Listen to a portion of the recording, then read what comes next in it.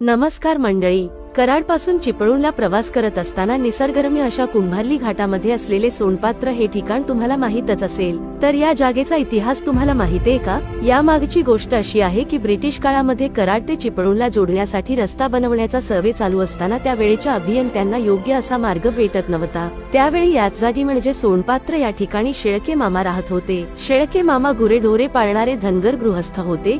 ते या अभियंत्यांना मदत करण्यासाठी पुढे आले. त्यांनी पोफळी ते घाटमाथा असा मार्ग ब्रिटिश अभियंत्यांना सांगितला आणि कराड आणि चिपळूणला जोडणारा हा प्रचंड असा मोठा घाट तयार झाला.